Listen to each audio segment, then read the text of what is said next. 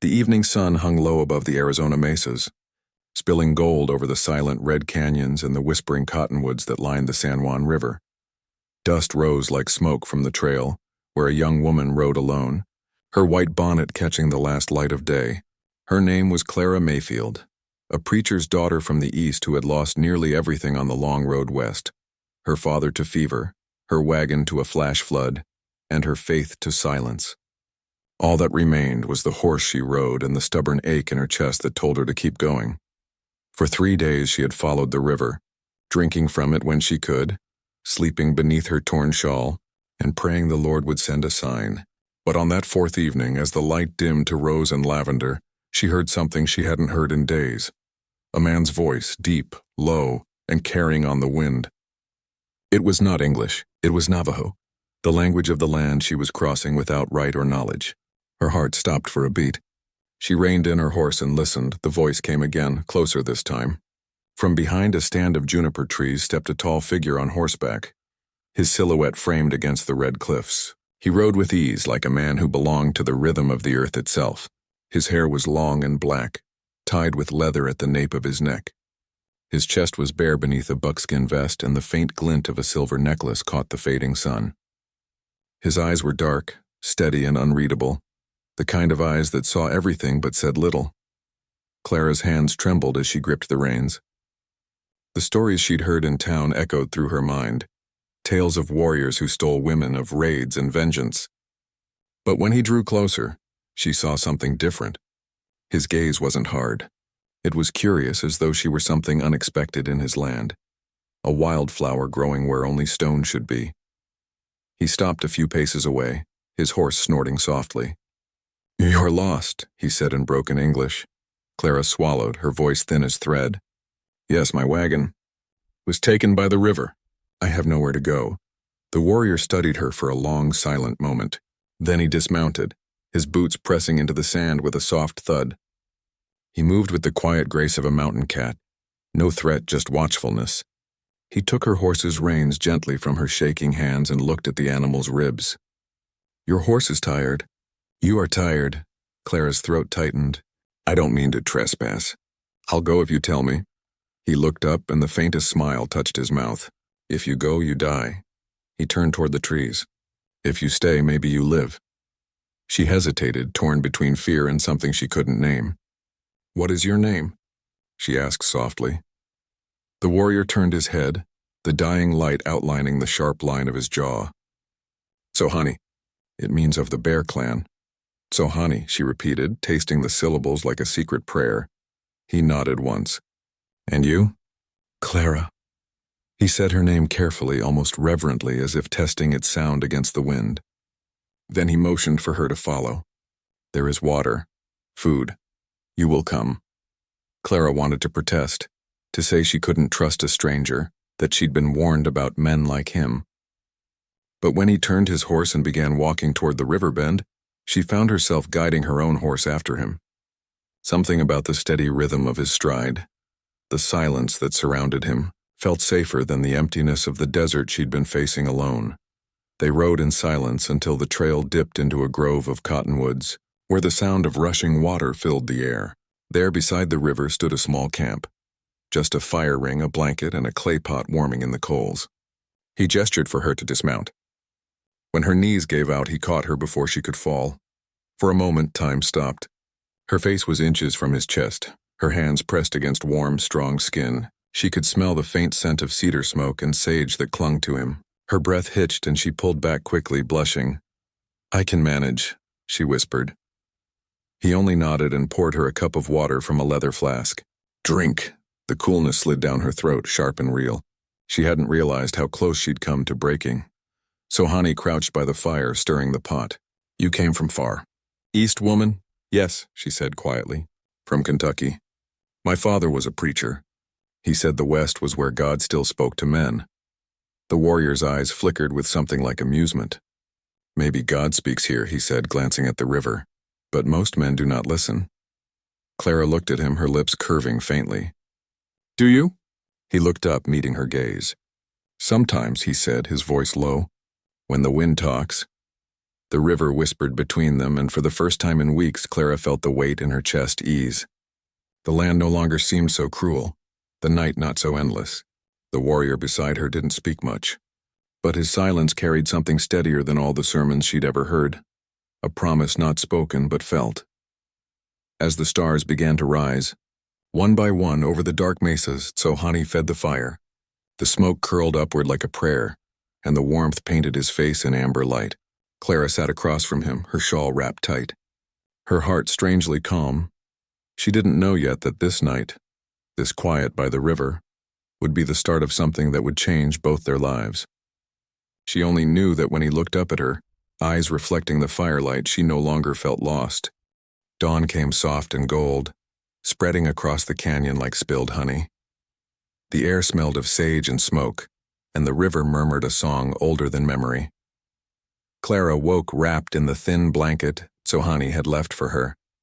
He was already awake, standing near the river's edge, his figure outlined against the pale morning sky. He was still as stone, his gaze fixed on the horizon where the sun began its climb. For a moment she watched him, the way his hair caught the light, the quiet dignity of his stance. He seemed carved out of the land itself, part of the same eternal rhythm as the water and wind. She had met men before who spoke loudly about what they owned, what they conquered. But this man said little and owned nothing but his horse, his hands, and his silence. And yet somehow he possessed the morning. When he turned and saw her awake, he gave a small nod. "You slept." She smiled faintly, her voice still rough from sleep. "Yes, I think I dreamed."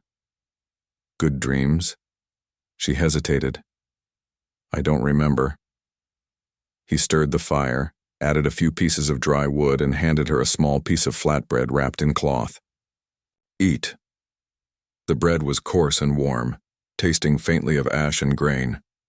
It filled her in a way she hadn't felt in weeks, not just the hunger in her stomach, but the deeper kind that came from being alone too long. She ate slowly, her eyes drifting over the land, the red cliffs, the glint of water, the hawk circling above. "Is this where you live?" she asked. He shook his head. "No one lives here. We move with the seasons. My people are east now, in the mesas. I come here for hunting, for quiet." "For quiet?" He looked at her with a hint of a smile. "White people talk too much." Clara laughed softly, the sound surprising even herself. "I suppose we do." The laughter faded, replaced by something gentler. The silence between them didn't feel empty. It felt alive, filled with the hum of insects, the whisper of leaves, the steady heartbeat of the land. Tsohani walked to his horse, checking the reins and saddle. "You will come with me," he said simply. "Where?" "To my people. You cannot stay here. The rains come soon. You need food, shelter." Clara hesitated. The idea of entering a Navajo camp and of facing strangers who might not welcome her made her pulse quicken. Yet the thought of being left alone again filled her with something colder. Will they accept me?" He met her gaze. "They will see you as my guest." "Guest," she repeated softly, though a small voice in her heart whispered that wasn't the only reason he was taking her. They packed the camp with practiced silence. Tsohani moved like water, every motion simple and sure. Clara helped where she could, though he often stopped her, shaking his head gently, as if to say she needn't prove herself. When they finally rode out, the sun had climbed higher, turning the rocks into glowing embers. The ride was long but beautiful. They followed narrow trails that twisted through crimson canyons and wide valleys where wild horses grazed. Tsohani pointed to the marks in the earth, teaching her without words, the print of a deer, the path of a snake, the tracks of wind in the sand. "Everything speaks," he said quietly once. "If you listen." She turned her face toward the wind, letting it play through her hair. "And what does it say now?" He looked at her, his eyes softer than she'd ever seen them. "It says you are not meant to be alone." Her breath caught. She turned away quickly, pretending to watch the cliffs. But the warmth of his words stayed with her, threading through the quiet rhythm of hoofbeats. By midday, they stopped beneath a cottonwood for rest. Clara dismounted, her legs trembling, unused to long rides. She knelt by the river to wash her face, the cold water shocking her skin awake. When she looked up, Tsohani was watching her, not with desire, but with something far deeper. A quiet reverence, as if he saw not just her face but her weary soul beneath it. She met his gaze, and for a heartbeat neither of them looked away. "I don't understand you," she said softly. He tilted his head. "You try to." "I want to," she admitted. "But everything here feels different. I grew up with walls and hymns and rules. Out here it's like the world breathes differently." He crouched near her, his voice low. "The land is alive. It gives if you listen, it takes if you forget." She smiled faintly. "You sound like my father." He raised an eyebrow. "He was a wise man." "He tried to be. But I think you listen better than he did." A small silence followed, filled only by the water's murmur. Then she said, almost to herself, "You don't know what I've lost." Tsohani looked toward the river. "Everyone loses something. That is how the wind teaches us." The simplicity of it made tears rise in her eyes, not because his words were sad, but because they were true. She blinked them away quickly, not wanting him to see. But he did. He reached into the pouch at his belt and took out a small piece of turquoise, smooth and shining. He placed it in her palm. "For your journey," he said. "Stone of protection. Sky's heart." Clara closed her fingers around it. "Thank you." He nodded once, then mounted his horse. "Come. We ride before the heat comes strong." As the afternoon light deepened, the land unfolded in waves of color, ochre, rust, and gold. They rode until the horizon turned blue with distance, and somewhere along that endless ride, Clara began to feel something shift inside her. She was still the same girl who'd left Kentucky, still frightened, still uncertain. But beside this quiet warrior, she felt something she hadn't felt in a long time. Safe. That night when they made camp beneath a sky full of stars, Clara found herself watching Tsohani again. He sat by the fire, head bowed, whispering something in his language to the flames. When he noticed her gaze, he said quietly, "I thank the night. For safe travel, for food, for you." The words trembled in the space between them like sparks. Clara's heart beat hard. She wanted to speak, to say something, anything. But all that came out was a whisper. "I've never known a man like you." He looked up, and for the first time she saw something unguarded in his eyes. "You will," he said softly. "If you stay." The fire crackled. The wind sighed through the canyon, and the stars watched in silence as two souls from worlds apart began to find a rhythm that belonged only to them. The days that followed blurred into one long, gentle journey across the red earth. Clara no longer counted the hours or the miles. She simply followed the rhythm of Tsohani's horse ahead of her, the steady sway of his shoulders, the whisper of his hair in the wind. The desert that had once seemed harsh now unfolded like a story she was learning to read. Each morning began the same, the quiet hush before sunrise, the smell of coffee brewing over fire, and Tsohani's silhouette standing against the dawn. He always rose before her, tending to the horses, speaking softly to them in Navajo. His voice in those early hours had a kind of music that needed no translation, low, steady, and full of care. Sometimes Clara would watch in silence, pretending to still be asleep, feeling something she could not yet name blooming slow and warm inside her. One morning, when the wind carried a faint chill from the north, Tsohani rode beside her instead of ahead. "You are stronger now," he said, glancing at her reins. She smiled faintly. "You think so?" He nodded. "When I found you, your hands shook. Now you ride like Wind Woman." Clara laughed, a sound bright against the dry air. "Wind Woman. I like that."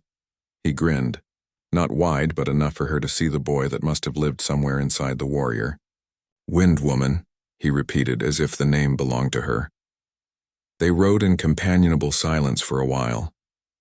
The trail climbed into higher country, where pines replaced sage and the air smelled like rain. Hawks circled above, and sometimes Sohani would point out a mountain or a pattern in the stone, telling her its story in the old language. Though she couldn't understand the words, she could feel their meaning, that everything in his world was alive. The stones, the clouds, the rivers. At dusk, they came upon a valley bathed in gold light. Wildflowers covered the slopes, and a narrow stream ran through the grass. "We stay here," he said, dismounting. Clara slid from her horse, her legs trembling. "It's beautiful," she breathed. He nodded. "This place is good. The wind listens here." She smiled, not sure she understood, but wanting to. Together they built a small fire. Clara helped him gather wood, though he teased her when she brought back too much dry brush. "You would burn all the mountains if I let you," he said, his eyes glinting. They ate quietly, smoked meat, cornbread, and a few berries he'd found. When the meal was done, they sat close to the fire as the stars kindled above. The night air grew cool, and Sohani took his blanket, handing it to her. "You'll be cold," she said. He shook his head. "The fire keeps me warm." "You take it," Clara hesitated. "You've already given me food, your time, your kindness. And now this. You'll run out of things to give." His gaze met hers, steady and calm. "No," he said softly. "The more we give, the more we have." Something in the way he said it, so simple, so sure, made her throat tighten. She pulled the blanket close, her eyes reflecting the firelight. "You speak like the earth itself taught you." He looked into the flames. Maybe it did. They sat in silence again, but this time it was a silence filled with something fragile and growing. The night was alive with the hum of crickets, the low sigh of wind through the grass. Clara found herself studying his hands, strong, scarred, but gentle when they moved. She wondered what stories those scars carried. Without thinking, she asked, "Were you ever married?" Sohani's expression didn't change, but his voice grew quiet. "Long ago. She died in the winter when the rivers froze." Clara's heart tightened. "I'm sorry." He nodded once, his gaze lost in the fire. "I buried her under the red rock near the canyon. The wind still speaks her name." For a moment, neither spoke. Then softly she said, "And now the wind speaks mine." He turned toward her. The firelight caught the lines of his face, the shadows of strength and sorrow. "Yes," he said finally. "It does." Clara's pulse quickened. She looked away, pretending to adjust her shawl. But her hands shook slightly, and Sohani noticed. He reached out, not to hold her, but to still her trembling fingers. "You are safe here," he said quietly. Something broke inside her then. All the walls she had carried from a world that had judged her, pitied her, left her alone. The tears came before she could stop them. She turned away, ashamed, but he didn't let her hide. He didn't pull her close. He simply placed his hand gently on her shoulder, his thumb tracing the edge of the blanket. "No shame," he murmured. "The river cries too when the mountains are heavy." The tenderness in his voice undid her completely. She looked up at him through her tears, and in that moment, she wasn't the preacher's daughter or the lost traveler. She was simply a woman, seen and understood for the first time. "Sohani," she whispered, his name trembling on her lips. "Why are you helping me?" He looked at her as though the answer were obvious. "Because you are alive. Because the wind brought you. Because I listen." The fire crackled between them. The stars above seemed closer, the air thicker with the weight of unspoken words. Clara felt her heart ache with something both new and familiar, something she hadn't dared believe in since she'd buried her father by the road. Slowly, without a word, Sohani reached for a strand of her hair that had fallen loose and brushed it behind her ear. The touch was feather-light, but it burned like truth. Clara didn't move. She wanted the moment to stay, this fragile stillness where nothing needed to be said. When he finally pulled his hand away, she exhaled a breath she hadn't realized she was holding. "You should sleep," he said gently. She nodded. Though her heart still beat wild, she lay down beside the fire, wrapped in his blanket, listening to the quiet rhythm of his breath nearby. The stars shimmered above, endless and bright. Somewhere in the night an owl called. Before sleep claimed her, Clara whispered softly into the dark, "The wind speaks my name now." And from across the fire, in a voice that almost blended with the night, she heard him answer, "Yes, Wind Woman, it does." The next morning dawned silver and cool. The world hushed beneath a blanket of mist that clung to the river like breath. Clara awoke before Tsohani for once, wrapped still in his blanket. She sat up slowly, her eyes tracing the quiet shape of him seated a few paces away, sharpening an arrowhead by hand. The air was filled with the soft rasp of stone against flint, the gentle rhythm of purpose. He hadn't noticed her yet. In that stillness she could see him fully, not just the warrior but the man beneath, patient, scarred, beautiful in a way that belonged entirely to the land. His silence didn't hide pride. It held peace. His strength wasn't in dominance but in restraint. And something in her heart, something she'd kept locked away since the day her world had drowned in the river, began to rise, slow and certain like morning light. She stood, brushing off the dust from her dress. He looked up when she approached, his eyes warm but alert. "You are early," he said. "I wanted to see the morning before it ran away," she answered with a small smile. Back home, mornings were different. Gray skies, rain, the kind that soaks you through. He nodded thoughtfully. "The rain there must be heavy." "It was," she said, and for a moment her voice faltered. "Sometimes I think I left myself in that rain." He studied her quietly. Maybe the rain washed away what needed to go. She looked at him, surprised by how easily his words soothed her. "You always have an answer?" "No," he said softly. "Just stories. The earth gives them." They packed the camp and rode on, the mist slowly burning away into sunlight. The trail wound through tall cliffs where the rock faces rose like cathedral walls. Hawks circled overhead, their cries echoing across the canyons. It felt like the world itself was watching them. By afternoon they reached a plateau overlooking a vast valley painted in gold. The wind tugged at Clara's bonnet and she laughed, holding it down. "It feels like the sky might take me," she said. Tsohani looked at her with a faint smile. "The wind likes you." "Then maybe it's jealous," she teased. He tilted his head, his eyes glinting. "Why jealous?" "Because I think," she said, her heart pounding with daring. "It's not the only thing that listens when I speak." The silence that followed was soft but deep, filled with something new. Tsohani turned away first, guiding his horse forward, and Clara followed, cheeks warm, heart racing. That night they camped in the shadow of the cliffs. The air was cool, stars bright as silver dust scattered across a black sky. Tsohani built a small fire and roasted the last of their meat. The flames painted his face in light and shadow, every flicker carving lines of strength and gentleness across his skin. Clara sat across from him, watching quietly. The glow caught in her hair, in her eyes, and for a long while neither spoke. When he finally broke the silence, his voice was low. "Tomorrow we reach my people. There will be many eyes. You may not be welcome." "I understand," she said. "You do not," he murmured. "They remember pain. White men took much. Burned homes. Took children." Her throat tightened. "And yet you helped me." He looked up at her then, the firelight catching the depth in his eyes. "You are not them," her breath caught. "Why do you say that?" He hesitated. "Because when I look at you, I see no harm."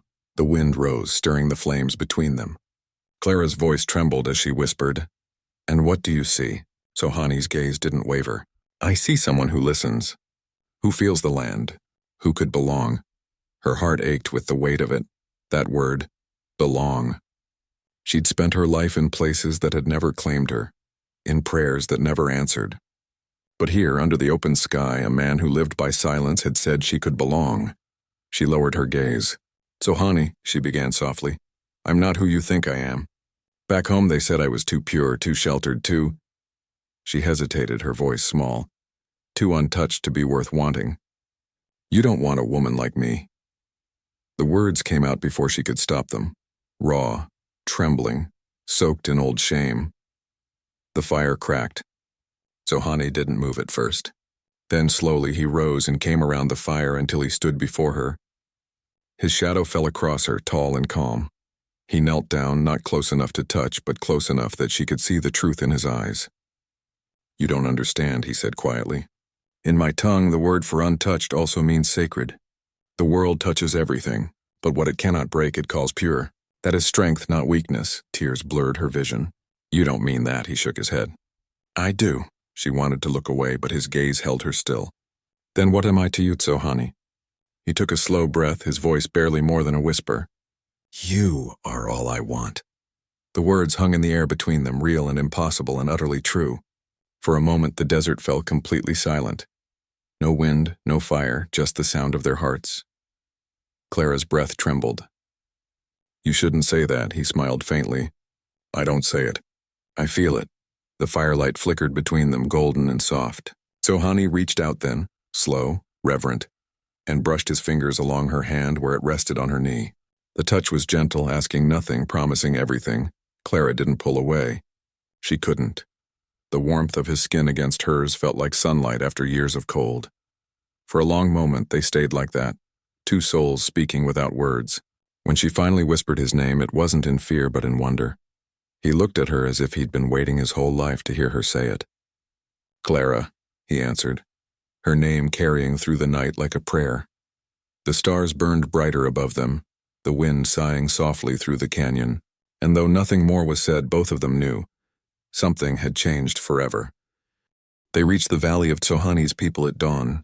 The horizon burned with soft orange light, painting the earth in hues of fire and honey. Smoke rose from small fires in the distance, and the faint hum of morning voices drifted through the still air. The camp rested between the red cliffs, its shelters made of woven reeds and hides, their tips gleaming like spears in the sun. Clara's stomach tightened. She had seen many towns and camps in her life, but never one that felt so alive, so steeped in quiet reverence. Men moved with purpose, women ground corn by the fires, children chased one another through the dust, laughing. And when they saw her, pale skin, cotton dress, bonnet trembling in the wind, their laughter stopped. Sohani dismounted first. The people looked at him, then at her. Murmurs rippled through the camp. Clara kept her gaze steady, though her hands shook around the reins.